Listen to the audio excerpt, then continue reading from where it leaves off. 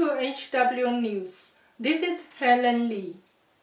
Although the Chinese Communist Party survived the Tiananmen Square massacre in 1989 to continue its totalitarian rule, many communist regimes in Eastern Europe did not, as their one-party rule collapsed in one country after another. In these cases, it wasn't only the high-ranking government officials who were put on trial and punished. Workers, collaborators, and even the social elites like judges, scientists, and academics also suffer consequences for their disgraceful conduct.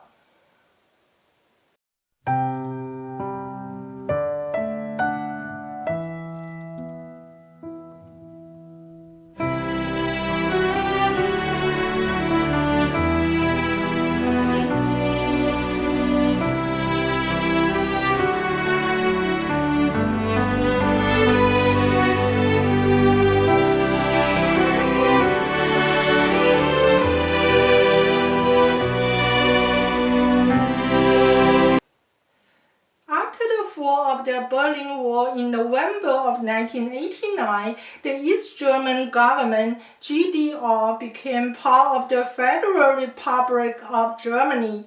However, the crimes committed by the former communist regime did not escape punishment. 8 years later, the Germans began to settle accounts with the former East German communist regime for their crimes against humanity. Igor Krebs, former leader of the Free German Youth and the last General Secretary of the Socialist Unity Party of Germany, SED, was summoned to court in Berlin for trial. 2 other former SED Politburo members also appeared in court. The trial of Clark and 2 of his followers was the most significant lawsuit concerning East Germany.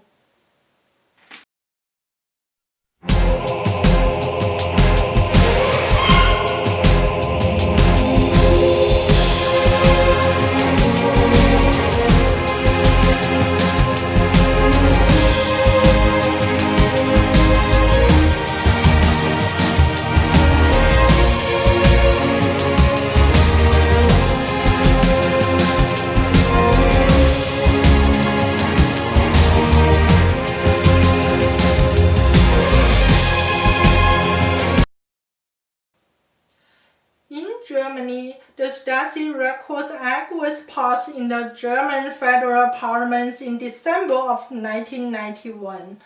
Under this act, Germany committed huge financial resources to the restoration of destroyed archival records and carried out intensive investigations on around 3.1 million individuals who served the former East German government.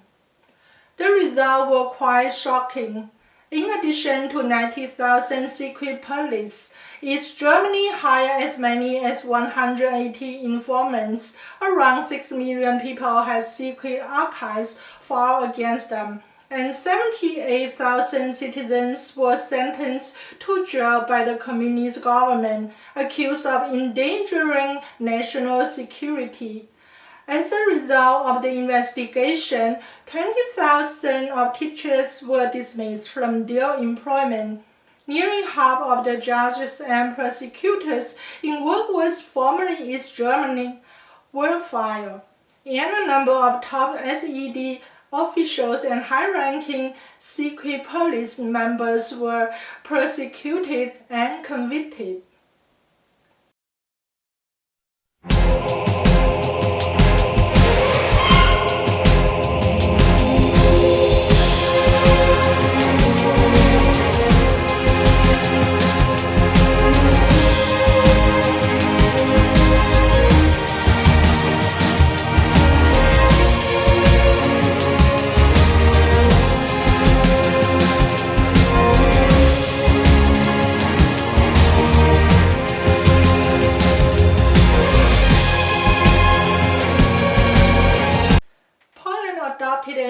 constitutions at its national assemblies on April 2, 1997, which abrogated all political parties and organizations with programs based upon totalitarian methods such as those of Nazism, fascism, and communism.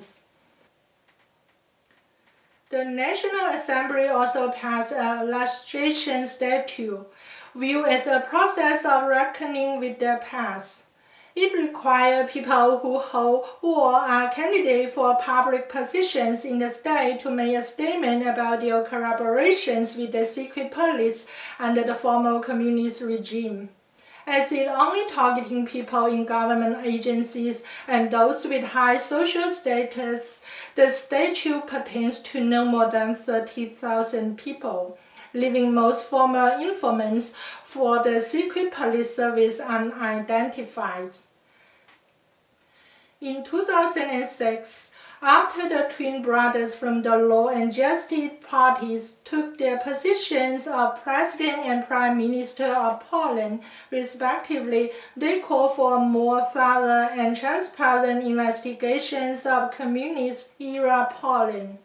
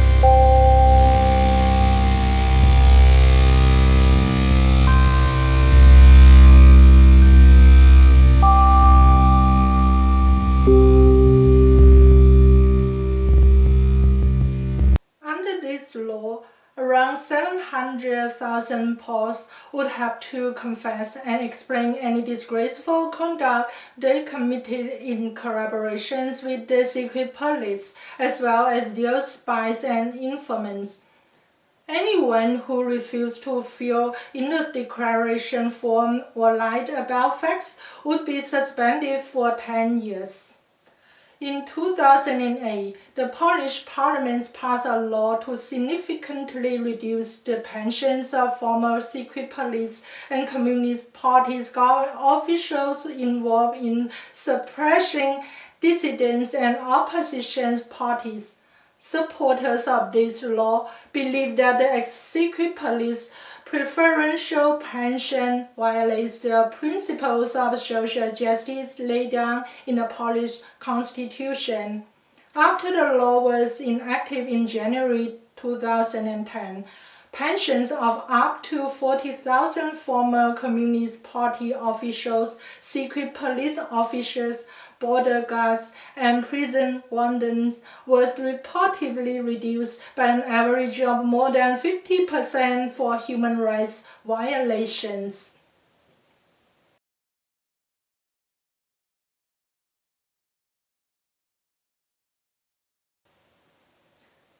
That's all for today. See you next time.